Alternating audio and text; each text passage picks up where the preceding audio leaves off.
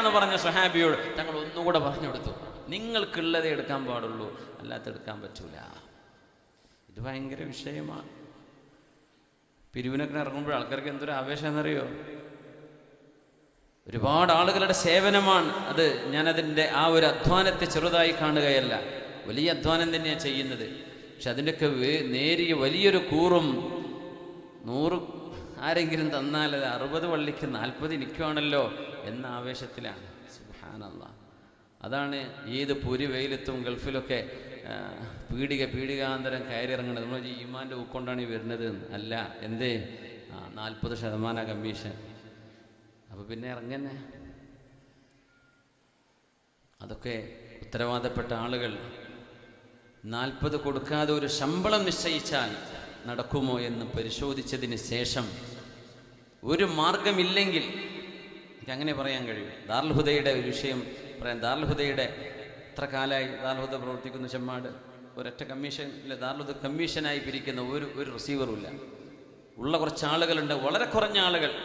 അധികം എല്ലാവരും വളണ്ടിയേഴ്സാണ്. ഞാനൊക്കെ ദാറുൽ ഹുദക്ക് എത്രയോ പിരിവ് ദാറുൽ ഹുദക്ക് വേണ്ടിയിട്ട് അത് വാങ്ങിച്ചു കൊടുത്തിട്ട് സമയമുണ്ട്. ദുബൈയുള്ള സമയത്ത് ഒരു ഉദവികളും അല്ലാത്തവരും ദീനിൻ്റെ ഖാദിമീങ്ങളൊക്കെ ശമ്പളം പറ്റിയിട്ടല്ല, കമ്മീഷനും അല്ല. ബാബട്ടി ഏജൻറ്റിൻ്റെ പോളിസി അതാണ്. ഒരാളൊരു 100 രൂപ സ്ഥാപനത്തിന് തന്നാൽ ആ 100 സ്ഥാപനത്തിൽ എത്തണം എന്നല്ലേ അവരുടെ ഉദ്ദേശം. അതങ്ങനെ തന്നെ ആവട്ടെ. പിന്നെ ഒരു അധ്വാനിക്കുന്ന ഒരാൾക്ക് മാന്യമായ ശമ്പളം കൊടുക്കണം, അതും കൊടുക്കാം. അതൊരു ന്യായമാണ്. അല്ലാത്തതിലൊക്കെ ദുന്യാവിൻ്റെ ഒരാഗ്രഹം കടന്നു വരുന്നില്ലേ? വലിയൊരളവോളം പള്ളിക്ക് ഖിദ്മത്തും യതീംഖാനോടുള്ള സ്നേഹം തന്നെയാണോ? അതിനപ്പുറത്തേക്ക് സമ്പത്തിനോടുള്ളൊരു അലച്ച കൊണ്ടും നമ്മുടെ അമലുകൾ മോശമായി പോകുന്നില്ലേ എന്ന് ഞാൻ ഒന്ന് ചിന്തിക്കാൻ വേണ്ടി പറയാം. ചിലപ്പോൾ പലർക്കും പിടിച്ചില്ല എന്ന് വരും, പക്ഷെ അതിൻ്റെ സത്യാവസ്ഥ അങ്ങനെയാണ്. ചിന്തിക്കേണ്ട വിഷയമാണ്. റസൂലുള്ളാഹി സ്വല്ലല്ലാഹു അലൈഹി വസല്ലം തങ്ങളുടെ സ്വഹാബിമാർ ഇതുപോലെയുള്ള ഉത്തരവാദിത്വത്തിൻ്റെ ഗൗരവം മനസ്സിലാക്കിയപ്പോൾ ഞങ്ങൾക്കിത് വേണ്ട നബിയെ എന്ന് പറഞ്ഞിട്ടുണ്ട്. ഞങ്ങൾക്കിത് വേണ്ട നബിയെ. ഉമർ ഇബ്നുൽ ഖത്താബ് റളിയല്ലാഹു അൻഹു അധികാരം, ഉത്തരവാദിത്വം വേണമായിരുന്നു എന്ന് കൊതിച്ചുപോയ ഒരു നേരമുണ്ടായിട്ടുണ്ട്. ഒരു നേരത്തെ ഒരു സന്ദർഭത്തിൽ ഉമർ തങ്ങൾ പറഞ്ഞു പോയി, നേതാവാവൽ ഞാൻ കൊതിച്ചുപോയൊരു നേരമുണ്ട്. മറ്റൊന്നുമല്ല, റസൂലുള്ളാഹി സ്വല്ലല്ലാഹു അലൈഹി വസല്ലം തങ്ങൾ ഖൈബർ യുദ്ധം നടക്കുമ്പോൾ സ്വഹാബിമാർ ഒരുമിച്ച് കൂട്ടിയൊരു വാക്ക് പറഞ്ഞു, ലൗഅ്തിയന്ന റായത ഗദൻ റജുലൻ യുഹിബ്ബുല്ലാഹ വറസൂലുഹു വയുഹിബ്ബുഹുല്ലാഹു വറസൂലുഹു. മൈക്ക് ഓപ്പറേറ്റർമാർ നല്ല മൈക്കാണ്. നിങ്ങൾ വേണമെങ്കിൽ പോയി ചായ കുടിച്ചാനോ കഞ്ഞി കുടിക്കാനോ കൊണ്ടേ പോയിക്കോളി. കഴിയാനാകുമ്പോൾ വന്നാൽ മതി ഇൻഷാ അല്ലാഹ്. നബി തങ്ങൾ പറയുന്നു സ്വല്ലല്ലാഹു അലൈഹി വസല്ലം ഖൈബറിന്റെ ആളുകളോട്, സ്വഹാബിമാരോട് പറയാ, ഖൈബറിലേക്ക് പോകുന്നവരോട്, ആരാണ് നാളെ കൊടി പിടിക്കേണ്ടത്? ആരാണ് നാളെ ഉത്തരവാദിത്വം ഏറ്റെടുക്കേണ്ടത്? ആരാണ് ഇസ്ലാമിന്റെ പതാക പിടിക്കേണ്ടത്? സ്വഹാബിമാരൊക്കെ കൊതിച്ചു. എന്തേന്നറിയോ? തങ്ങളുടെ ഈ വാക്ക് കേട്ടപ്പോ, നാളെ ഞാൻ ഈ പതാക ഏൽപ്പിക്കുന്നത് ഒരു പുരുഷന്റെ, ഒരു ചെറുപ്പക്കാരന്റെ കയ്യിലാണ്.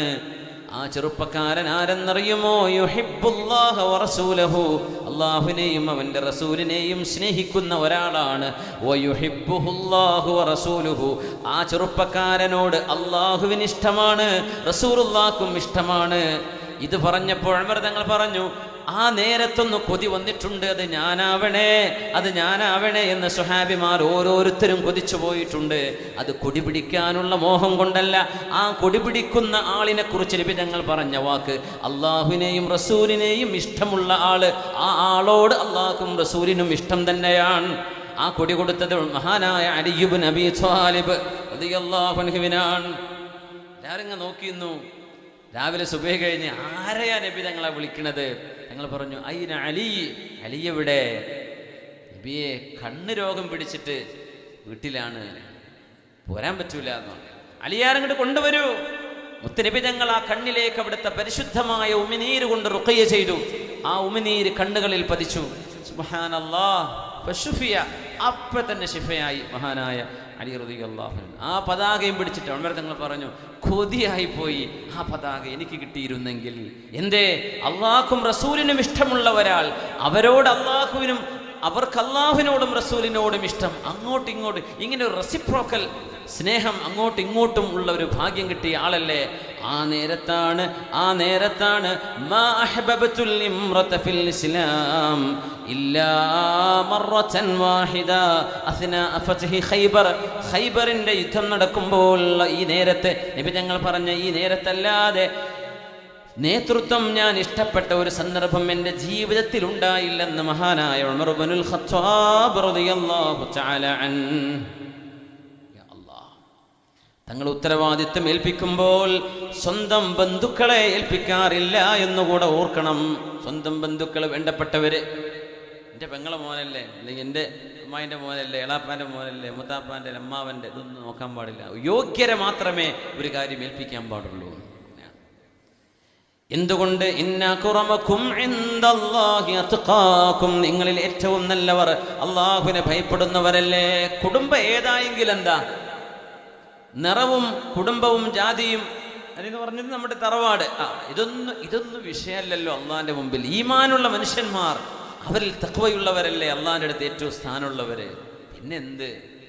അത് ഒരുപക്ഷെ നമ്മളെ വീട്ടിൽ ജോലി ചെയ്യുന്ന അല്ലെങ്കിൽ കൂലിപ്പണിക്ക് വരുന്നൊരു ബംഗാളി അള്ളാഹിൻ്റെ അടുത്ത് നമ്മളെക്കാളും ഒരുപക്ഷെ ഹൈറായിരിക്കും. നമ്മൾ അങ്ങനെ വിചാരിക്കണം.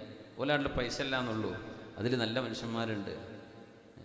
ചിലപ്പോൾ കള്ളന്മാരുണ്ടായിരിക്കാം, പക്ഷേ ഹാഫിദീങ്ങളുണ്ട്, ഇൽമുള്ളവരുണ്ട്, അള്ളാഹിനെ പേടിയുള്ളവരുണ്ട്. അങ്ങനൊക്കെയല്ലേ. പിന്നെ നമ്മളെ നാട്ടിലെ പോലെ പഠിക്കാൻ അവസരം ആ നാടുകളിൽ ഇല്ലല്ലോ. നമ്മൾ എന്ത് വരേണ്ടവരെ കുറ്റപ്പെടുത്തുക? അവരുടെ മദ്രസ ഉണ്ടോ? അവർ പഠിച്ചിട്ടുണ്ടോ? ഈ മോഷ്ടിക്കലും ഇതൊക്കെ ഹറാമാണ്, ഒരു പക്ഷേ അറിഞ്ഞിട്ട് പോലും ഉണ്ടാവില്ല. നിസ്കാരം എങ്ങനെ നിർവഹിക്കണം അവർക്ക് പഠിക്കാൻ സമയം കിട്ടിയില്ലല്ലോ. നമ്മളൊക്കെ ഉണ്ടായിട്ട് ദുൽമ ചെയ്യുമ്പോഴല്ലേ അതിൻ്റെയൊക്കെ പ്രയാസം. അവർക്കത് അറിയില്ലല്ലോ. സുബ്ഹാനല്ലാഹ്. അപ്പോൾ അവർ പക്ഷേ അള്ളാഹിൻ്റെ മുമ്പിൽ ഓലൊക്കെ രക്ഷപ്പെട്ടു പോയേക്കും. നമ്മുടെ മുമ്പിലൂടെ നമ്മൾ പുല്ലുവില കൊടുക്കുന്ന ആളുകളായിരിക്കാം അള്ളാഹുവിൻ്റെ അടുത്ത് വലിയ സ്ഥാനമുള്ളവർ. ഇന്ന അക്രമക്കും ഇൻദല്ലാഹി അത്ഖാകും, നിങ്ങളിൽ സ്ഥാനമുള്ളവർ ഇന്ന സ്റ്റേറ്റുകാരാണെന്ന് അള്ളാഹ് പറഞ്ഞിട്ടില്ല. അത്തഖാക്കും, ലോകത്തിൻ്റെ ഏത് മൂലയിലാവട്ടെ തഖ്വയുള്ളവരാണ് അള്ളാഹിൻ്റെ അടുത്ത് സ്ഥാനമുള്ളവർ. അതുകൊണ്ട് നബി തങ്ങൾ സ്ഥാനം കൊടുത്തത് മുത്തഖീങ്ങളെയാണ് തങ്ങൾ തിരഞ്ഞെടുക്കുക സല്ലല്ലാഹു അലൈഹി വസല്ലം. മഹാനായ ഹബീബിൻ്റെ അളാപ്പയാണ് അബ്ബാസ് റളിയല്ലാഹു അൻഹു. അല്ലാഹുവിൻ്റെ റസൂലിനോട് വന്നു മഹാനായ അബ്ബാസ് റളിയല്ലാഹു അൻഹു പറഞ്ഞു, നബിയേ, ഒരുപാട് ആളുകൾക്ക് അങ്ങ് ഉത്തരവാദിത്വം ഏൽപ്പിക്കുമ്പോൾ എനിക്കും ഒരു ഉത്തരവാദിത്വം തന്നുകൂടെ നബിയേ എന്ന് അബ്ബാസ് റളിയല്ലാഹു അൻഹു ചോദിച്ചപ്പോൾ നബി തങ്ങൾ പറഞ്ഞു, യാ അം, എൻ്റെ ഉപ്പയുടെ സഹോദര, എൻ്റെ അളാപ്പ, നഫ്സുൻ തുൻജീഹാ ഖൈറുൻ മിൻ ഇമാറത്തിൻ ലാ തുഹ്സിഹാ. അബ്ബാസേ, അബ്ബാസേ, എൻ്റെ അളാപ്പ, നഫ്സുൻ തുൻജീഹാ ഖൈറുൻ, നിങ്ങളുടെ ശരീരം നിങ്ങൾക്ക് നാളെ അദാബിൽ നിന്ന്, അള്ളാഹുവിൽ നിന്ന് രക്ഷപ്പെടുത്താൻ കഴിയുകയാണെങ്കിൽ അതല്ലേ നല്ലത്.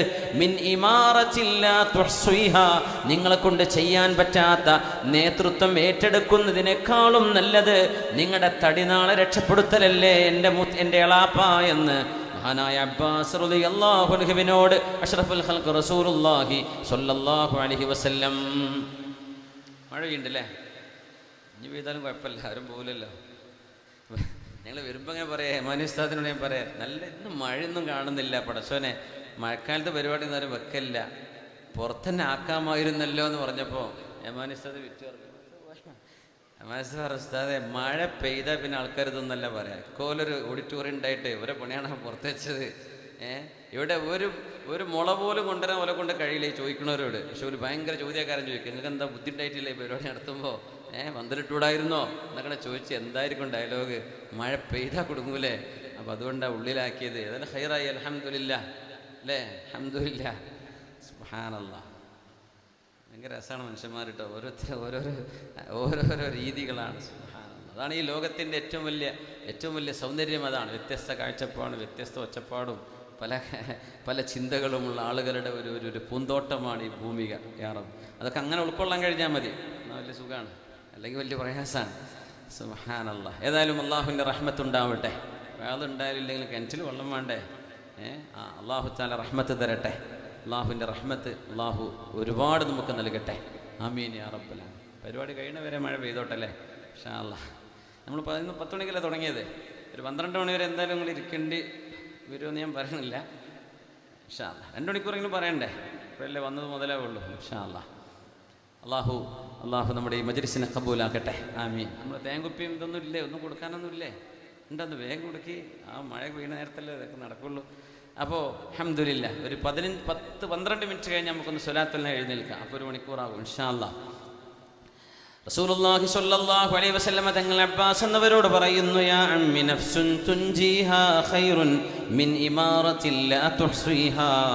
എൻ്റെ എളാപ്പാ, നിങ്ങളെ ഉത്തരവാദിത്വം ഏൽപ്പിക്കാനും ഗവർണറാക്കി നിയമിക്കാനും ആഗ്രഹമില്ലാത്തത് കൊണ്ടല്ല, നിങ്ങളെ കൊണ്ട് ചെയ്യാൻ കഴിയാത്തത് നിങ്ങളെ ഏൽപ്പിക്കുകയും അത് ചെയ്യാൻ കഴിയാത്തതിൻ്റെ പേരിൽ നിങ്ങൾ നാളെ നരകത്തിലേക്ക് പോവുകയുമാണെങ്കിൽ, ഉപ്പാ പിതാവിന് തുല്യമാണ്, അൽ അമ്മുസിൻ വു അബീഹി, എൻ്റെ പിതാവേ, നിങ്ങളുടെ ശരീരം നാളെ രക്ഷപ്പെടുത്തലല്ലേ ചെയ്യാൻ കഴിയാത്ത ഉത്തരവാദിത്വം ഏറ്റെടുക്കാൻ വരുന്നതിനേക്കാളും ഖൈർ എന്ന് മഹാനായ അഷ്റഫുൽ ഖൽഖ് സ്വല്ലല്ലാഹു അലൈഹി വസല്ലം, മഹാനായ ഫാറൂഖ് റളിയല്ലാഹു അൻഹു, ലൗ കാന സാലിമുൻ മൗല അബി ഹുദൈഫ ഹയ്യാ ലവല്ലൈതുഹുൽ ഖിലാഫ എന്ന് മഹാനായ ഉമർ റളിയല്ലാഹു അൻഹു പറഞ്ഞിട്ടുണ്ട്. ഇമാം തബറാനി താരീഖിൽ കൊണ്ടുവന്ന ഒരു അസർ ഉമർ എന്നവർ പറയുകയാണ്, ഉമർ തങ്ങൾ പറയുന്നു, അബൂ ഹുദൈഫ റളിയല്ലാഹു അൻഹുവിൻ്റെ പരിചാരകനായിരുന്ന മഹാനായ സാലിം റളിയല്ലാഹു അൻഹു, അടിമയെപ്പോലെ പരിചാരകനായി ജീവിക്കുന്ന മഹാനായ സാലിം തങ്ങൾ ജീവിച്ചിരിക്കുകയായിരുന്നുവെങ്കിൽ എൻ്റെ കാലശേഷം ഖിലാഫത്ത് ഏൽപ്പിക്കപ്പെടാൻ യോഗ്യൻ സാലിമായിരുന്നു. സാലിം എന്നവരെ ഞാൻ ഖിലാഫത്ത് ഏൽപ്പിക്കുമായിരുന്നുവെന്ന് മഹാനായ ഉമർ ഇബ്നുൽ ഖത്താബ് റളിയല്ലാഹു തആല അൻ, മഹാനായ സാലിം മൗല അബി ഹുദൈഫ റളിയല്ലാഹു തആല അൻ. സുബ്ഹാനല്ലാഹ്, നോക്കണേ, ഒരു മൗലയാണ്, വേലക്കാരനാണ്, പരിചാരകനാണ്, പക്ഷേ ഇൽമും തഖ്വയുമുണ്ട്. പിന്നെന്താ പ്രശ്നം? ഉമർ തങ്ങളുടെ കാലം മക്കയിലെ ഗവർണർ ഉമർ റളിയല്ലാഹു അൻഹു വിളിച്ചിട്ട് ചോദിച്ചു, നിങ്ങൾ ആരെയാണ് മക്കയുടെ ഇന്നാലിന്ന ഏരിയയുടെ ഉത്തരവാദിത്വം ഏൽപ്പിച്ചത്? അപ്പോൾ പറഞ്ഞു, ഒരു അടിമയായ ഒരു ചെറുപ്പക്കാരനെ. ചോദിച്ചു, എന്തേ അടിമയെ? അത്രത്തോളം അല്ലാഹുവിനെ ഭയപ്പെടുന്നൊരു ചെറുപ്പക്കാരനെ കണ്ടപ്പോൾ അദ്ദേഹമാണ് ഉത്തരവാദിത്വം ഏറ്റെടുക്കാൻ നല്ലതെന്ന് ഞാൻ വിചാരിച്ചുവെന്ന് അമീറിന്റെ മറുപടിയെ ഫാറൂഖ് റളിയല്ലാഹു അൻഹു ശരിവെക്കുകയാണുണ്ടായത്, പ്രശംസിക്കുകയാണുണ്ടായത്. പിന്നെ അക്കറ്റ് വരുന്നുണ്ട്, ഒന്ന് എണ്ണീറ്റ് സ്വലാത്തിലിരിക്കല്ലേ, എന്നാലും ആ പേഴ്സൊക്കെ പോരുള്ളൂ. അന്ന് എണീക്കാൻ പറ്റുന്നവരൊക്കെ എണീറ്റേക്ക്. ബിസ്മില്ലാ. صلوا على النبي محمد وآله اللهم صل على سيدنا محمد وعلى آل سيدنا محمد وبارك وسلم عليه. نقول اللهم صل على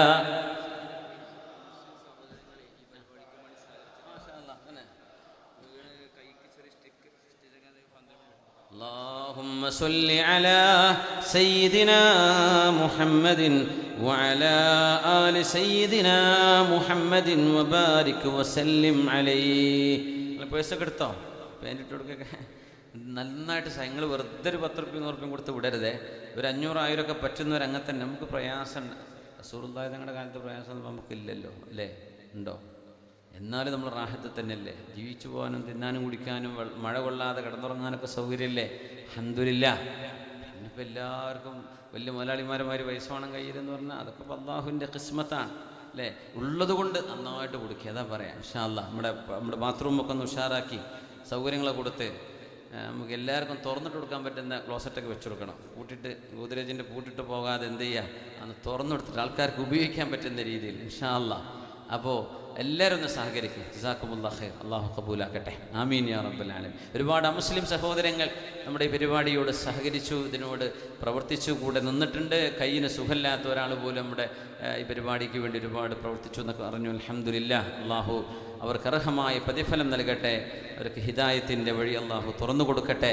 ആ ഒരു സ്നേഹവും സൗഹാർദ്ദവും കാലാകാലങ്ങളിൽ നമ്മുടെ നാടുകളിൽ അള്ളാഹു നിലനിർത്തട്ടെ എന്നുകൂടെ ഞാൻ പ്രാർത്ഥിക്കുകയാണ്. മഹാനായ സാലിം മൗല അബി ഹുദൈഫ ഉത്തരവാദിത്വം ഏൽപ്പിക്കാൻ അത്രേ വിഷയമുള്ളൂ.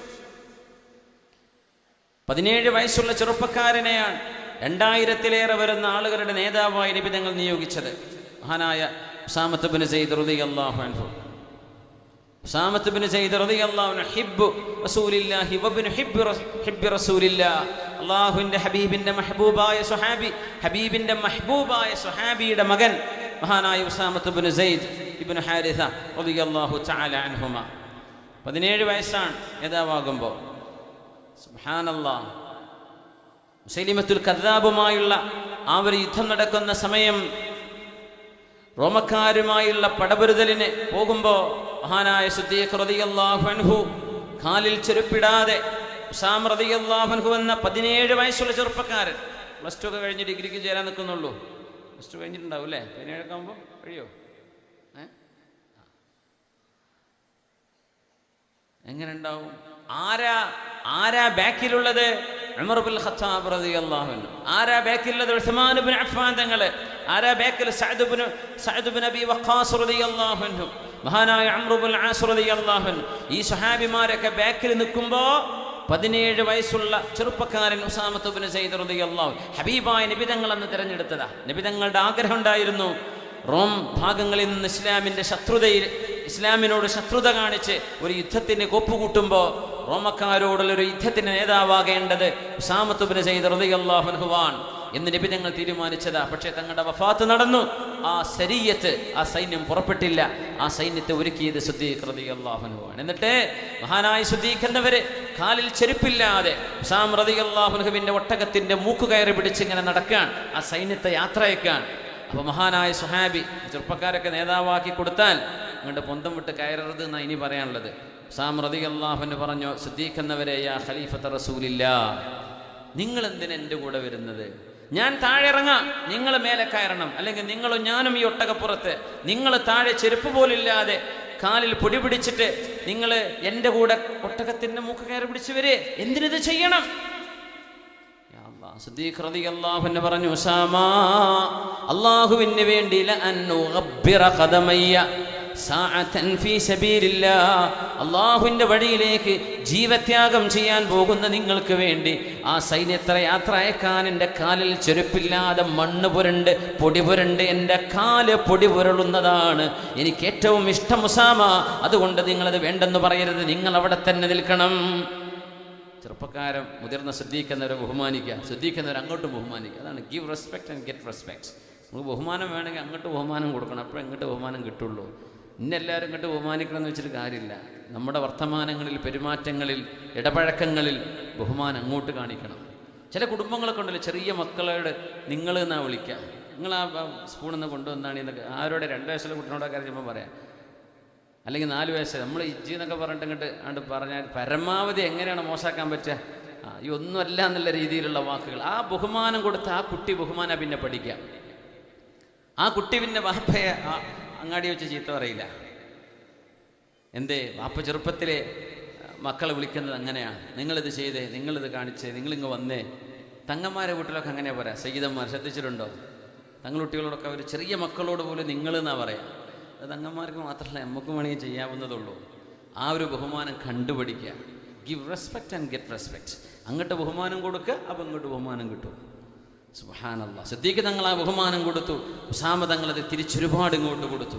എന്നിട്ട് ആ ഒട്ടകത്തിന്റെ കയറ് പിടിച്ച് സിദ്ദീഖ് റളിയല്ലാഹു അൻഹു ഒരു ചോദ്യം ചോദിച്ചു. ഉസാമ, ആരോട്? 17 വയസ്സുള്ള ആള്, ബാക്കിൽ പോകുന്നത് 50ഉം 60ഉം വയസ്സുള്ള സ്വഹാബിമാർ. ഉസാമ, ഞാൻ മദീനത്ത് ഒറ്റക്കാണ്. സിദ്ദീഖ് തങ്ങൾ പറയാം, ഇസ്ലാമെന്ന് ഒരുപാട് ആളുകൾ, അടുത്തിടെ വന്ന പല ആളുകളും ഹബീബിന്റെ വഫാത്തോടുകൂടെ രിദ്ദത്തിലേക്ക് കടന്നുപോയ നേരം, ഇസ്ലാം വിട്ടുപോയ നേരം, ആ ഒരു വലിയ വിഷയം ടാക്കിൾ ചെയ്യുന്ന സിദ്ദീഖ് റളിയല്ലാഹു അൻഹു പറഞ്ഞു, ഉസാമ, എൻ്റെ കൂടെ എനിക്കൊരു സഹായത്തിന് നിങ്ങളുടെ കൂടെ വരേണ്ട ഉമർ എന്നവരെ. സിദ്ദീഖ് റളിയല്ലാഹു അൻഹു ചോദിക്കുകയാണ്, ഉമർ എന്നവരെ എൻ്റെ കൂടെ മദീനയിൽ ഒന്ന് നിർത്തുമോ എനിക്കൊരു സഹായത്തിന്? ഉസാമ, നിങ്ങൾ സമ്മതം തന്നാൽ ഒന്ന് സമ്മതം തരണേ. ഉമർ എന്നവർ ഈ സൈന്യത്തിൽ പോരേണ്ട ആളാണ്, എൻ്റെ കൂടെ നിൽക്കാൻ ഉമർ ഇബ്നുൽ ഖത്താബ് എന്നവരെ നിങ്ങൾ എനിക്ക് വേണ്ടി ഒന്ന് വിട്ടുതരുമോ? ആരോടായി ചോദിക്കണത്? ആരോടായി ചോദിച്ചത്? ആരാ ചോദിച്ചത്? ആരെപ്പറ്റിയാ ചോദിച്ചത്? ഇതൊക്കെ ഇസ്ലാമിൻ്റെ മഹനീയമായ കാഴ്ചപ്പാടുകളല്ലേ? മുതിർന്ന ആളുകൾ, പ്രായമുള്ള ആളുകൾ, ഞാൻ മരിച്ചിട്ട് പിന്നെ അടുത്ത പ്രസിഡന്റ് എടുത്താൽ മതി എന്ന് ചിന്തിക്കരുതെന്ന, നമ്മളെക്കാൾ യോഗ്യരായ ചെറുപ്പക്കാർ, കഴിവുള്ള ആളുകൾ നമ്മുടെ മഹല്ലുകളിൽ കടന്നു വരുമ്പോൾ അവർക്ക് നല്ല ഗൈഡൻസ്, നല്ല നിലക്കുള്ള ഉപദേശങ്ങൾ കൊടുത്ത് നല്ല ഒരു ജനറേഷൻ നമ്മുടെ കാലശേഷം വളർന്നു വരണം, അവരെ വളർത്തിക്കൊണ്ടുവരണം. കാരണവന്മാർ അങ്ങനെ ചിന്തിക്കേണ്ട സമയമാണിത്. ഞാൻ മരിക്കണവരെ വേറെ ഒരാളും ഈ സ്ഥാനത്തേക്ക് കയറാൻ പാടില്ല എന്നല്ല ചിന്തിക്കേണ്ടത്. ഉസാമ റളിയല്ലാഹു അൻഹുവിനെ നബി തങ്ങൾ തിരഞ്ഞെടുക്കുമ്പോൾ സിദ്ദീഖ് തങ്ങൾ അത് തന്നെ ശരിവെച്ച് തിരഞ്ഞെടുത്തപ്പോഴേ ഉസാമ തങ്ങളെക്കാളും പ്രായമുള്ള എത്ര സ്വഹാബിമാരുണ്ട് ആ കൂട്ടത്തിൽ. പക്ഷേ നേതാവ് 17കാരനാണ് ഉസാമത്ത് ഇബ്നു സയ്യിദ് റളിയല്ലാഹു അൻഹു. ഇതാണ് ഇസ്ലാം. കഴിവുകളെ പരിപോഷിപ്പിക്കുകയും ജാതിയും മതവും പ്രശ്നമല്ല അതിന്. കഴിവുള്ള ആളുകൾ സമുദായത്തിൻ്റെ, രാജ്യത്തിൻ്റെ നേതൃസ്ഥാനങ്ങളിലേക്ക് വരണം. മുസ്ലിം രാജ്യങ്ങളും അല്ലാത്ത രാജ്യങ്ങളും. കഴിവുള്ളവർ രംഗത്ത് വരണം. കഴിവാണ് ഒരു മനുഷ്യന്റെ കാലിബർ, അവരുടെ കഴിവരുടെ പൊട്ടൻഷ്യൽ, ഇതാണ് ആവശ്യം. ഇസ്ലാമിലാണെങ്കിലോ ഈമാനുള്ള മുഴുവൻ ആളുകളിൽ നിന്നും അള്ളാഹുവിനോട് തഖ്വയുള്ളവരാരോ, അവരുടെ കുടുംബം, അവരുടെ ഭാഷ, അവരുടെ പാസ്പോർട്ട്, ഇതൊന്നും വിഷയമല്ല. ഉസാമത്ത് ഇബ്നു സയ്യിദ് റളിയല്ലാഹു അൻഹു ഹബീബായ റസൂലുള്ളാഹി സ്വല്ലല്ലാഹു അലൈഹി വസല്ലമ തങ്ങളോട് മഹാനായ അബൂദറുൽ ഗിഫാരി റളിയല്ലാഹു അൻഹു വന്നിട്ട് ചോദിച്ചു, യാ റസൂലല്ലാഹ്, അല്ലാഹുവിൻ്റെ റസൂലേ, വല്ലൈത ഫുലാനൻ വല്ലൈത ഫുലാന ഫലിമാദാ ലം തുവല്ലിനി. നബിയെ, ഒരുപാട് ആളുകൾക്ക് അങ്ങ് സ്ഥാനം കൊടുത്തല്ലോ, ഒരുപാട് ആളുകൾ അങ്ങ് ഗവർണർമാരായി നിയമിച്ചല്ലോ, എന്നെ എന്തേ നബിയെ അങ്ങ് നിയമിക്കാത്തത്, എന്നെ എന്തേ നബിയെ അങ്ങ് നിയമിക്കാത്തത് എന്ന് ചോദിച്ചപ്പോൾ റസൂലുള്ളാഹി സ്വല്ലല്ലാഹു അലൈഹി വസല്ലമ തങ്ങൾ ഗിഫാർ ഗോത്രത്തിന്റെ നേതാവ്, സ്വഹാബികളിൽ പരിത്യാഗിയായി മാറിയ സാഹിദായ സ്വഹാബി മഹാനായ അബൂദറുൽ ഗിഫാരി റളിയല്ലാഹു അൻഹുവിന്റെ ചുമലിൽ കൈകൊണ്ട് തട്ടിക്കൊണ്ട് പറഞ്ഞൊരു വാക്കുണ്ട്, യാ അബൂദർ, അബൂദറേ, ഇന്നക റജുലുൻ ദഈഫുൻ, നിങ്ങൾ ദുർബലനായ ആളല്ലയോ അബൂദറേ, വ ഇന്നഹാ അമാന, ഈ ഉത്തരവാദിത്തം എന്നത് ഒരു അമാനത്താണ്, വിശ്വസിച്ചേൽപ്പിക്കപ്പെടുന്ന വിഷയമാണ്. വ ഇന്നഹാ യൗമൽ ഖിയാമത്തി ഖിസ്യും വ നദാമ, നാളെ പരലോകത്ത് വരുമ്പോൾ ആ ഉത്തരവാദിത്വം കൃത്യമായി നിർവഹിക്കാൻ കഴിയാത്തവർക്ക് നാളെ സങ്കടവും ഖേദവുമായി മാറും അബൂദറേ.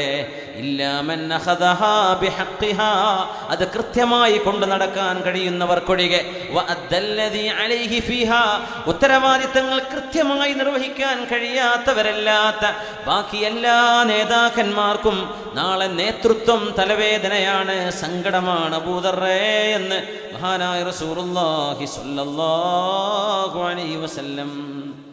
മഹാനായ ഉബയ്യ് ഇബ്നു കഅബ് റളിയല്ലാഹു അൻഹു സയ്യിദുൽ ഖുറാ, ഖുർആൻ പണ്ഡിതന്മാരുടെ നേതാവ്, ഖുർആൻ പാരായണം ചെയ്യുന്നവരുടെ നേതാവ് മഹാനായ ഉബയ്യ് ഇബ്നു കഅബ് റളിയല്ലാഹു അൻഹു, ഉമർ റളിയല്ലാഹു അൻഹു ഖലീഫയായിരുന്ന കാലത്ത് ഉമർ തങ്ങളുടെ മുമ്പിൽ വന്ന് പറഞ്ഞു, യാ ഉമർ, കൈഫ തുവല്ലിന്നാസ വതത്റുകുനി, ഉമറേ, എത്രയോ ആളുകൾക്ക് നിങ്ങൾ സ്ഥാനം കൊടുക്കുകയും എന്നെ ഏൽപ്പിക്കാതിരിക്കുകയും ചെയ്യുന്നവല്ലേ. നമ്മൾ അത് പ്രതീക്ഷിച്ചിരിക്കുന്ന കുപ്പായിട്ടിരിക്കുന്ന ഒരാൾക്കത് കിട്ടിയില്ലെങ്കിൽ വല്ലാത്ത സങ്കടം ഉണ്ടാവും. ഇതൊരു ലഹരിയാണെന്നാണ്. ഒരിക്കൽ പഞ്ചായത്ത് മെമ്പറായ ഒരാൾ മരിക്കണവരെ ആ മിനിമം മെമ്പറെങ്കിലും ആയിട്ട് മരിച്ചാൽ മതി എന്ന ആഗ്രഹം വരെ, മേലോട്ട് പോകാനായിരിക്കും ആഗ്രഹം, പഞ്ചായത്ത് പ്രസിഡന്റ് വരെ ആകണം. പക്ഷെ അടുത്ത കൊല്ലം കിട്ടിയില്ല എന്ന് വന്നാൽ വലിയ വിഷമമാണ്. തങ്ങൾ പറയാൻ, നിഅമൽ മുർദിഅ വബിഇസത്തിൽ ഫാത്തിമ, മുല കൊടുക്കുന്ന പെണ്ണുങ്ങൾ എത്ര നല്ലവരാണ്, മുല കൊടി നിർത്തുന്നവർ എത്ര മോശക്കാരാണ് എന്ന് പറഞ്ഞാൽ എന്താ അർത്ഥം എന്നറിയോ? മുലകൊടി നിർത്തണ്ടെന്നല്ല, അധികാരം ഉണ്ടാകുമ്പോൾ എല്ലാവർക്കും കാര്യമായിരിക്കും, അത് പോയോക്കണ്ടേ, ഒരൊറ്റ കുട്ടി പെരയ്ക്ക് വരില്ല. തോറ്റവരും ഉമ്മയും കുട്ടികളും ഭാര്യ മക്കളും ഇരുന്നിട്ട് കരച്ചിലായിരിക്കും. ജയിച്ചവർക്കാണ് അനുമോദനം വരിക, തോറ്റവർ ഒറ്റക്കിരുന്ന് കരയലാണ്. അതാണ് ഈ പറഞ്ഞതിനർത്ഥം. നിഅമത്തിൽ മുർദിഅ, നിഅമൽ മുർദിഅ, പാല് കൊടുക്കുമ്പോൾ കൂടെ ഒരുപാട് അല്ലേ, ഒരു നല്ല സമയം. പക്ഷേ ബിഇസത്തിൽ ഫാത്തിമ, ഫാത്തിമ എന്ന് പറഞ്ഞാൽ മുലകുടി നിർത്തുക എന്നതിനർത്ഥം, വാക്കിനർത്ഥം അതാണ്.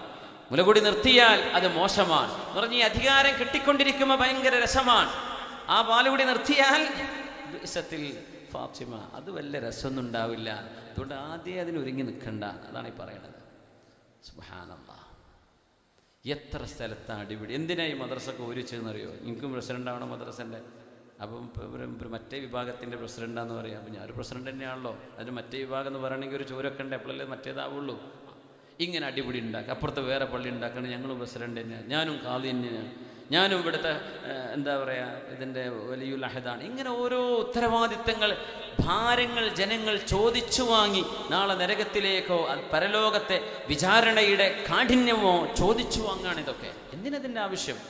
ഉത്തരവാദപ്പെട്ട കാര്യങ്ങൾ ചെയ്യാൻ യോഗ്യരായ ആളുകളുണ്ട്, അവർക്ക് വേണ്ടി ദുആ ചെയ്യാം. വലിയ അഹദിന് വേണ്ടി ദുആ ഇരക്കണം, നാം ഭരണാധികാരികൾക്ക് വേണ്ടി ദുആ ഇരക്കണം, സജ്ജനങ്ങളായ ആളുകൾക്ക് വേണ്ടി. എന്തിനാണത്?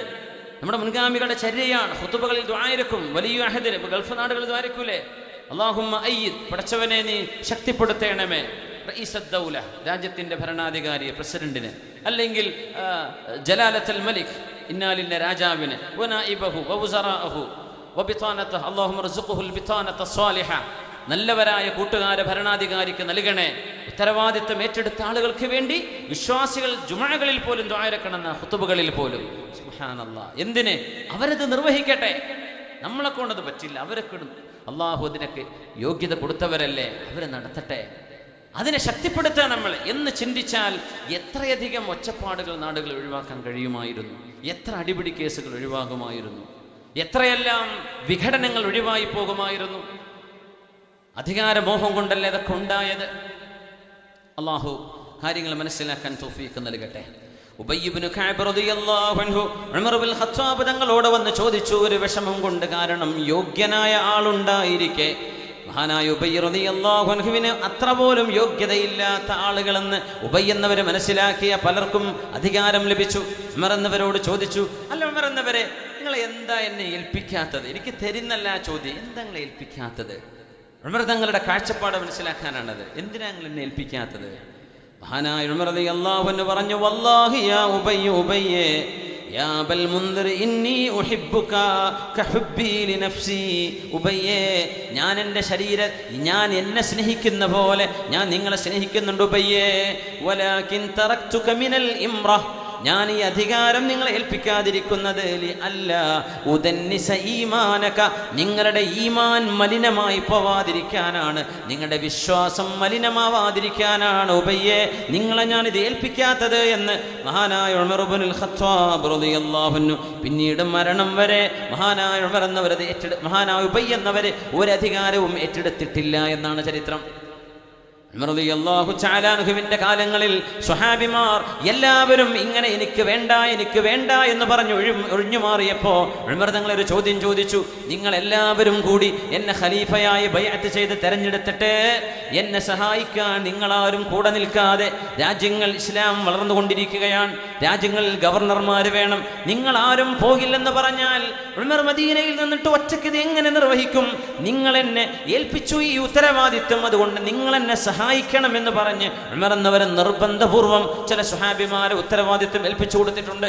അവരെ ഏറ്റെടുക്കുകയും ചെയ്തു. കാരണം ഉത്തരവാദിത്വം നിർവഹിക്കാൻ വേറെ ഒരു നിർവാഹമില്ലാത്ത രംഗം. നിങ്ങൾക്ക് യോഗ്യതയുണ്ട്, കഴിവുണ്ട്, നിങ്ങൾ ഒഴിഞ്ഞു മാറരുത്. അത് കൃത്യമായി ചെയ്യാൻ കഴിയുന്നവർ ഒരിക്കലും ഒഴിഞ്ഞു മാറരുത്, അല്ലാത്തവർ അതിന് കുപ്പായിട്ട് നിൽക്കും ചെയ്യരുത്. അത്രയാണ് വിഷയം. റസൂലുള്ളാഹി സ്വല്ലല്ലാഹു അലൈഹി വസല്ലമ തങ്ങളിൽ നിന്ന്, സ്വഹാബികളിൽ നിന്ന് ഈ വിഷയം മനസ്സിലാക്കിയത് കൊണ്ടാണ് മഹാനായ അബൂ ഹനീഫ റളിയല്ലാഹു അൻഹു എന്ന ഇസ്ലാമിന്റെ കർമ്മധീരരായ കർമ്മശാസ്ത്ര പണ്ഡിതന്മാരിലെ അൽ ഇമാമുൽ അഅ്ളം എന്ന് മുത്ലഖൻ പറഞ്ഞാൽ മഹാനായ അബൂ ഹനീഫ റളിയല്ലാഹു അൻഹു ആണ്. മഹാനായ അബൂ ഹനീഫ റളിയല്ലാഹു അൻഹു മഹാനവറുകളോട് അന്നത്തെ ഖലീഫ തവല്ലൽ ഖളാ, അബൂ ഹനീഫ തങ്ങളെ നിങ്ങൾ ചീഫ് ജഡ്ജായിട്ട് മാറണം എന്ന് പറഞ്ഞ നേരം, നിങ്ങൾ ചീഫ് ജഡ്ജാവണം. ലാ അസ്ലുഹു ലഹു, ഞാനതിന് യോഗ്യനല്ല എന്ന് മഹാനായ അബൂ ഹനീഫ റളിയല്ലാഹു അൻഹു. യാ റബ്ബ്, അതാണ് കാഴ്ചപ്പാട്. ചീഫായിട്ട് നിയമിക്കാൻ ഞാനതിനെ പറ്റിയ ആളല്ല.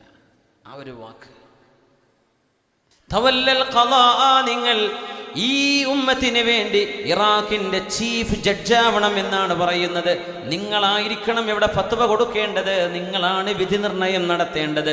അബൂ ഹനീഫ റളിയല്ലാഹു അൻഹു ആണെങ്കിലോ സയ്യിദു അസ്ഹാബിർ റഅയ്, മഹാനായ അബൂ ഹനീഫ റളിയല്ലാഹു അൻഹു മദ്ഹബിന്റെ ഇമാമാണ്, പ്രഗൽഭനായ പണ്ഡിതനാണ്, വളരെ വളരെ കൂർമ്മ ബുദ്ധിയുള്ള മഹാനാണ്.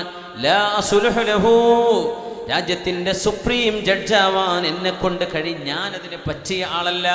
ആര് മറുപടി പറഞ്ഞു? അബൂ ഹനീഫ റളിയല്ലാഹു അൻഹു, ഹനഫി മദ്ഹബിന്റെ ഇമാം. ഞാനതിന് പറ്റിയ ആളല്ല. അതൊക്കെ ഹിജ്റയുടെ 3-ാം നൂറ്റാണ്ടുകളിൽ കഴിഞ്ഞു പോയ മഹാന്മാരാണ്, ഖൈറുൽ ഖുറൂനിൽ കഴിഞ്ഞു പോയവർ. ഞാനതിന് എന്നെ പറ്റില്ലല്ലോ. അതിന് അബൂ ഹനീഫ തങ്ങളെ പറ്റില്ലെങ്കിൽ പിന്നെ ആരെയാണ് അതിന് പറ്റിയ ലോകത്ത്? അബൂ ഹനീഫ റളിയല്ലാഹു കുല്ലുൽ ഫുഖഹാഇ ഇയാലുൽ അബീ ഹനീഫ, എല്ലാ പണ്ഡിതന്മാരും ഫിഖ് പണ്ഡിതന്മാരും അബൂ ഹനീഫ തങ്ങളുടെ ആശ്രിതരാണ് എന്ന് മഹാന്മാർ പറയുമായിരുന്നു. ഫിഖ് പഠിക്കാനുള്ള യോഗ്യതയും പഠിപ്പിക്കാനുള്ള എല്ലാവിധ കഴിവും സ്വലാഹിയത്തും ഉണ്ടായിരുന്ന കർമ്മശാസ്ത്ര പണ്ഡിതൻ അബൂ ഹനീഫ റളിയല്ലാഹു അൻഹു. ഞാനതിനെ പറ്റിയ ആളല്ല. അസ്ലുഹു ലഹു.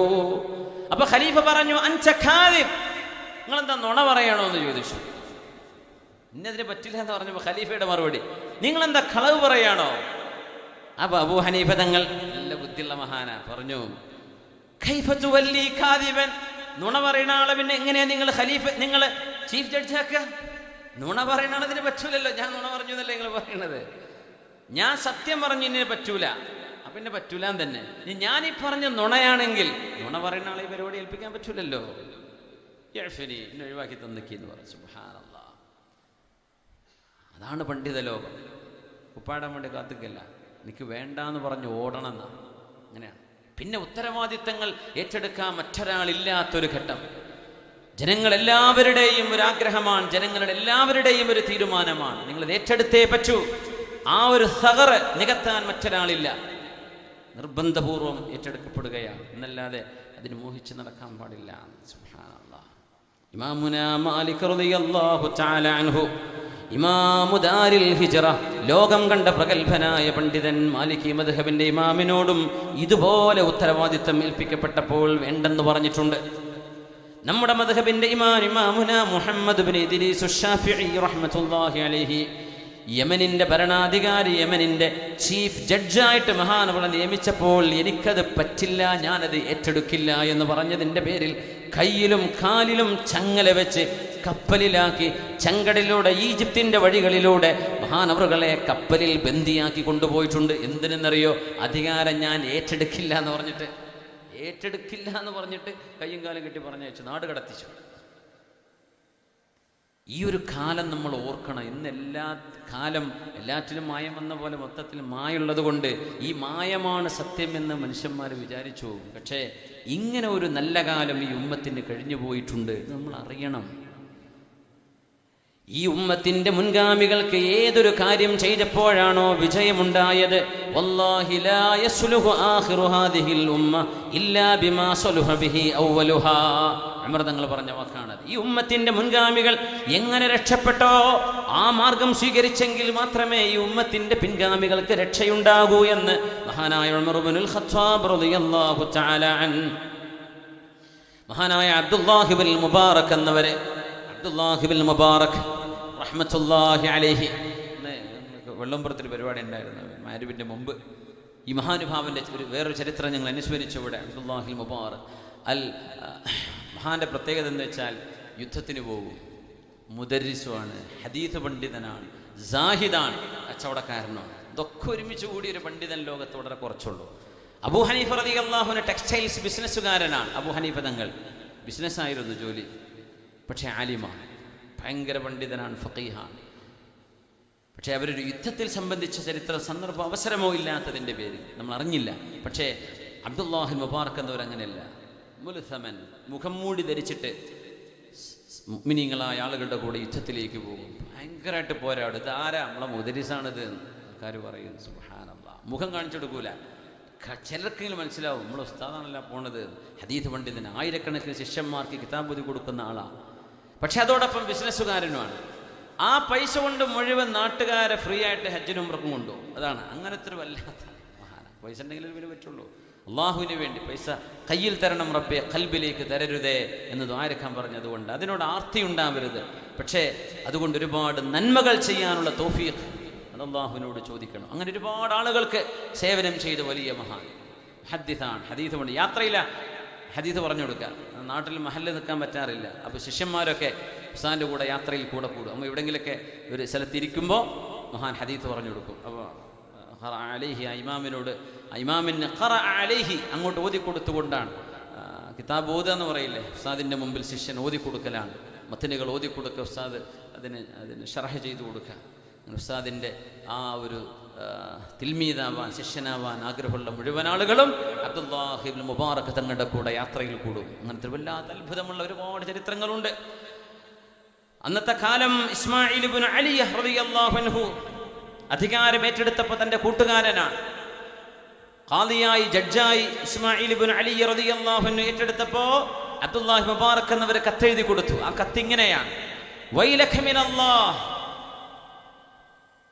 ഇസ്മായിൽ നാശം കേട്ടോ, നാശം. ഹദീസുകൾ കണ്ടോ?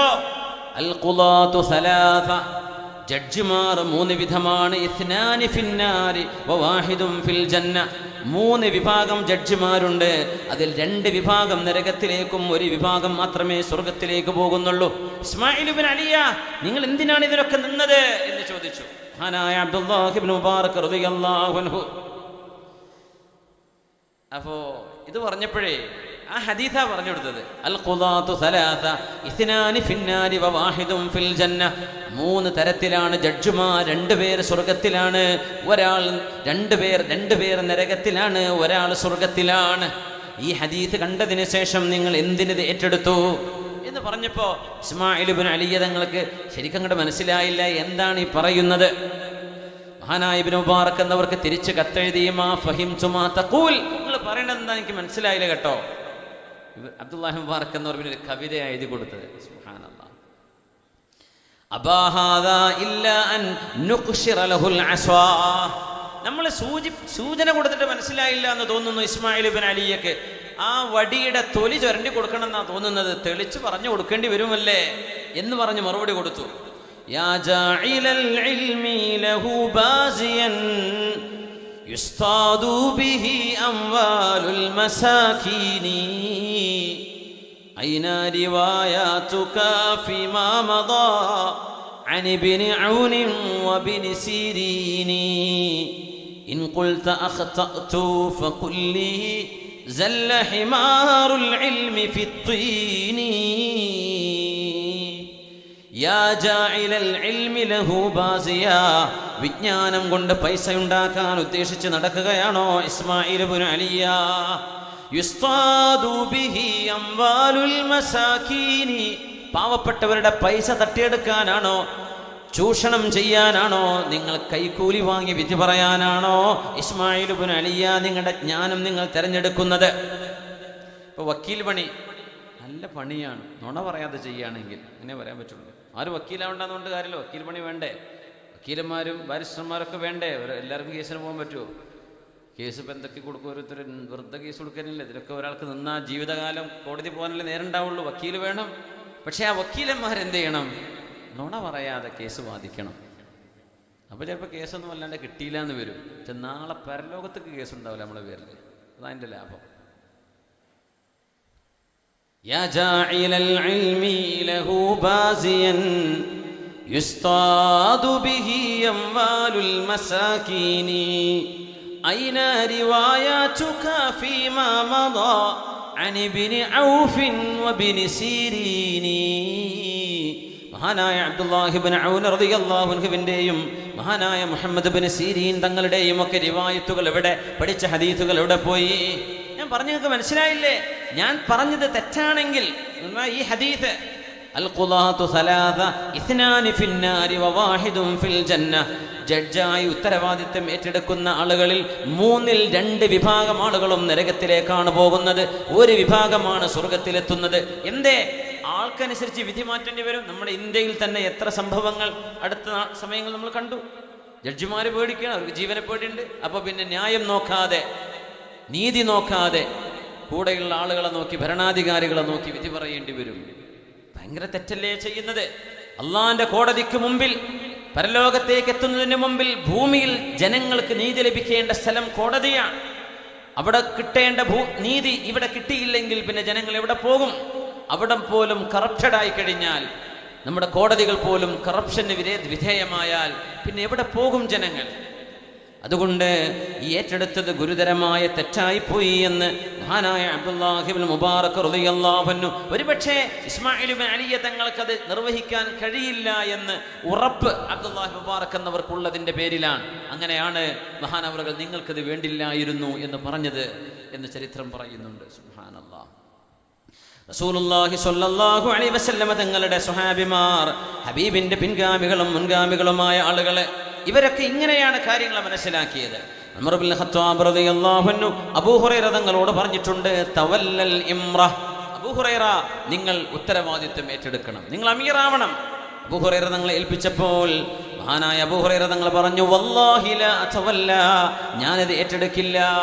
അഖാഫു സലാസൻ വസനതൈനി, എനിക്ക് 3ഉം 2ഉം പേടിയാണ്. 3ഉം 2ഉം പേടി. 3 2 കൂട്ടി 5 അല്ലേ? ഖുൽ ഖംസൻ, എനിക്ക് 5 കാര്യം പേടിയുണ്ടെന്ന് പറയും അബൂ ഹുറൈറ. നിങ്ങളെന്താ 3 പേടിയാ 2 പേടിയാ പറഞ്ഞു? 5 പേടിയുണ്ടെന്ന് പറഞ്ഞേക്ക്. ഖുൽ ഖംസൻ, എനിക്ക് 5 പേടിയുണ്ടെന്ന് പറഞ്ഞേക്ക്. എന്തായി 5 എന്ന് നിങ്ങൾ പറഞ്ഞു തരീൻ. വമാഹിയ, ഏതാണ് നിങ്ങളുടെ 5? അത് പറഞ്ഞപ്പോ അബൂ ഹുറൈറ നിങ്ങൾ 5 എന്ന് പറഞ്ഞില്ല എന്നാ. ലാ അഖാഫു സലാസൻ വസനതൈൻ, എനിക്ക് ആ 3ഉം ആ 2ഉം പേടിയാണെന്നാ പിന്നെയും പറഞ്ഞത്. അപ്പൊ ഉമർ തങ്ങൾ ചോദിച്ചു, എന്നാ പറഞ്ഞത്? എന്താണ് നിങ്ങൾ ഈ പറയുന്നത്? എന്തിനെ കുറിച്ചാണ് നിങ്ങൾ ഈ പറയുന്നത്? അബൂ ഹുറൈറ തങ്ങൾ നമ്മൾ എപ്പോഴും കേൾക്കുന്ന സ്വഹാബിയല്ലേ, അൻ അബീ ഹുറൈറ റളിയല്ലാഹു അൻഹു അല്ലേ. അബൂ ഹുറൈറ തങ്ങൾ പറഞ്ഞു, അഖാഫു അൻ യുജ്ലദ ളുഹ്രി, എൻ്റെ പുറത്ത് അടി കിട്ടുമെന്ന് എനിക്ക് പേടിയുണ്ട്. വയുഖദ മാലി, എൻ്റെ സമ്പത്ത് പിടിച്ചടക്കപ്പെടുമോ എന്ന് പേടിയുണ്ട്.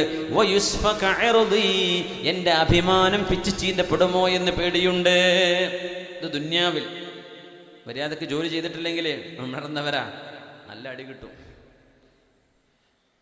ഹുദൈഫ റളിയല്ലാഹു തആല അൻഹു, ഹുദൈഫ തങ്ങളല്ല, മുആദ് ഇബ്നു ജബൽ റളിയല്ലാഹു തആല അൻഹു, മുആദ് എന്നവർ ഉത്തരവാദിത്തം ഏറ്റെടുത്ത് കഴിഞ്ഞ് തിരിച്ച് മദീനത്തേക്ക് വന്നപ്പോൾ കുറേ ആടുകൾ കൂടെ ഉണ്ടായിരുന്ന, ആടും കന്നുകാലികളും കൂടെ ഉണ്ടായിരുന്ന യമൻ എന്ന് വരുമ്പോൾ നബി തങ്ങളുടെ കാലത്ത് തങ്ങൾ പറഞ്ഞേക്കുമ്പോൾ തങ്ങൾ പറഞ്ഞു, മുആദേ ഞാനും നിങ്ങളും ഇനി കണ്ടില്ല എന്ന് വരും കേട്ടോ എന്ന് പറഞ്ഞ് കെട്ടിപ്പിടിച്ച് യാത്ര പോയതാ. റസൂലുള്ളാഹി തങ്ങൾ വഫാത്തായ കാലം മുആദ് എന്നവർക്ക് തിരിച്ചു വരാൻ പറ്റിയിട്ടില്ല. അങ്ങനെ തിരിച്ചു വന്നപ്പോൾ മുആദ് എന്നവർ പോയപ്പോൾ ഇത്ര സമ്പത്തൊന്നുമില്ല. തിരിച്ചു വന്നപ്പോൾ ഒരുപാട് മുതലുണ്ട്, ആടും ഒട്ടകങ്ങളൊക്കെ കൂടെ ഉണ്ട്.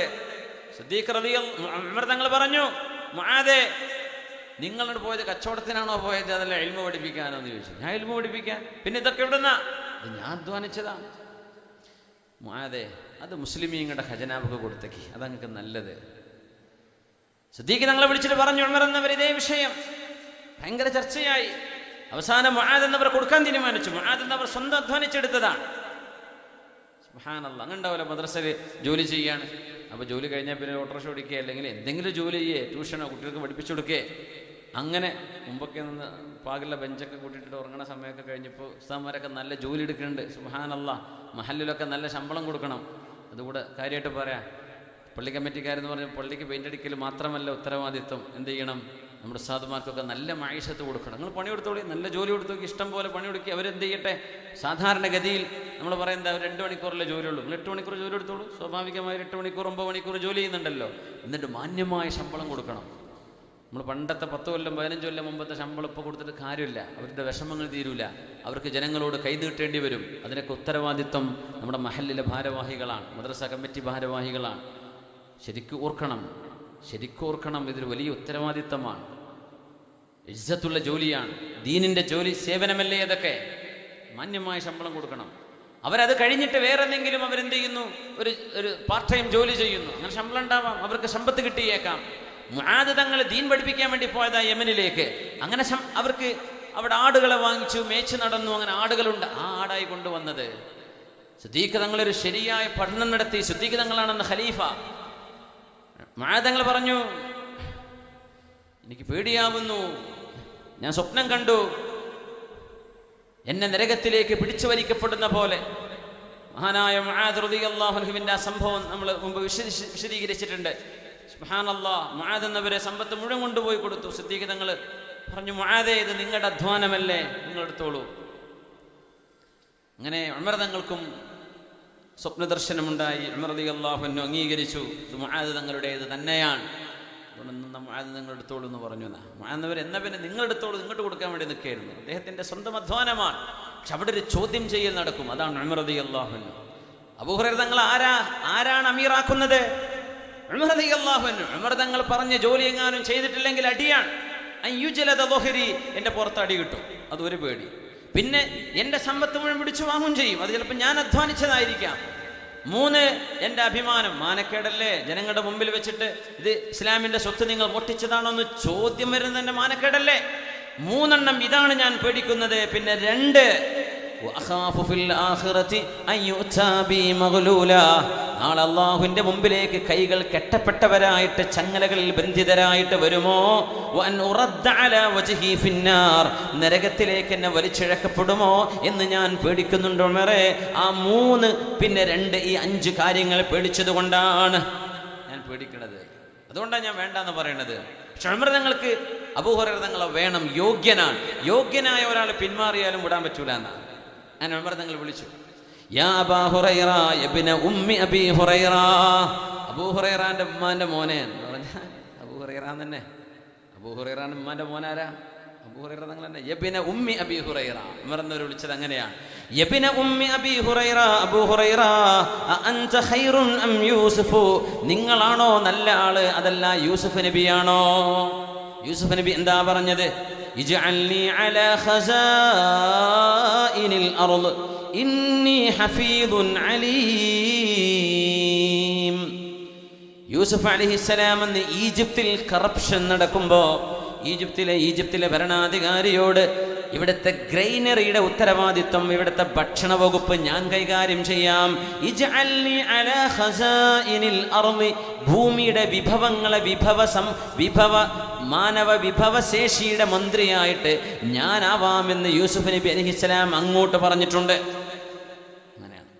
രാജ്യത്തിന്റെ വരുമാനം കൈകാര്യം ചെയ്യേണ്ട വകുപ്പ് അത് ഞാൻ ഏറ്റെടുത്തുകൊള്ളാം. ഇന്നി ഹഫീദുൻ അലീം, ഞാനത് കൈകാര്യം ചെയ്യാൻ അറിവുള്ള ആളാണ്, ഞാൻ സുരക്ഷിതമായത് കൈകാര്യം ചെയ്യാൻ പറ്റുന്ന ആളുമാണ്, അതുകൊണ്ട് എന്നെ ഏൽപ്പിക്കണമെന്ന് യൂസുഫ് നബി അലൈഹിസ്സലാം അങ്ങോട്ട് ചോദിച്ചിട്ടുണ്ടല്ലോ. അതുകൊണ്ട് അബൂ ഹുറൈറ, യൂസുഫ് നബിയെക്കാളും വലിയ ആളാണോ നിങ്ങൾ? യൂസുഫ് നബി അതിന് യോഗ്യനാണ്. ഈജിപ്തിൽ കറപ്ഷൻ നടക്കുകയാണ്. ഈജിപ്ത് വലിയൊരു ഫാമൈൻ, അവിടെ വലിയൊരു ഡ്രോട്ടും, അവിടെ ജനങ്ങൾക്ക് ഭക്ഷണമില്ലാത്ത, അന്നപാനീയങ്ങൾ കിട്ടാത്ത ഒരു വരൾച്ചയിലേക്ക് പോവുകയാണ്. അപ്പൊ പിന്നെ രാജ്യത്തിന്റെ വിഭവങ്ങളുടെ ഉത്തരവാദിത്വം ഞാൻ ഏറ്റെടുത്തു കൊള്ളാമെന്ന് അങ്ങോട്ട് യൂസുഫ് നബി ചോദിച്ചിട്ടില്ലേ? പിന്നെന്തങ്ങ് ഏറ്റെടുത്താൽ? നിങ്ങളാണോ യൂസുഫ് നബിയാണോ വലിയ ആളെന്ന് ചോദിച്ചു ആദ്യം. അത് പിന്നെ യൂസുഫ് നബി തന്നെയാണ്. യൂസുഫ് നബി അങ്ങനെ ഏറ്റെടുത്തിട്ടില്ലേ? അതുകൊണ്ട് നിങ്ങൾക്ക് ഏറ്റെടുത്തുകൂടെ? മഹാനായ അബൂ ഹുറൈറ റളിയല്ലാഹു അൻഹു പറഞ്ഞു, യൂസുഫ് നബി ആരാന്നറിയോ? കരീം അൽ കരീം ഇബ്നുൽ കരീം ഇബ്നുൽ കരീം ഇബ്നുൽ കരീം, അല്ലാഹുവിന്റെ റസൂൽ പറഞ്ഞിട്ടുള്ള മഹാനായൊരു മനുഷ്യന്റെ മോനാണ്. അവരുടെ വല്യാപ്പ മഹാനാണ്, വല്യാപ്പാന്റെ വാപ്പയും മഹാനാണ്. അങ്ങനത്തെ ആളല്ലേ യൂസുഫ് നബി. അതുപോലെ പിന്നെ കണക്കാക്കാൻ പറ്റുമോ? അബൂ ഹുറൈറ തങ്ങൾ അങ്ങോട്ടും വിട്ടുകൊടുത്തില്ല. യൂസുഫ് നബിന്റെ വാപ്പ ആരാണ്? യാക്കൂബ് അലൈഹിസ്സലാം. യാക്കൂബ് നബിന്റെ വാപ്പ ആരാ? ഇസ്ഹാഖ് അലൈഹിസ്സലാം. ഇസ്ഹാഖ് നബിന്റെ വാപ്പ ആരാ? ഇബ്രാഹിം അലൈഹിസ്സലാം. വാപ്പയും വല്യാപ്പാന്റെ വാപ്പയും നബിയാണ്. അങ്ങനത്തെ ഒരു മഹാനായ നബിയല്ലേ യൂസുഫ് നബി അലൈഹിസ്സലാം. വഅന ദഈഫ് ഇബ്നു ദഈഫ് ഇബ്നു ദഈഫ്.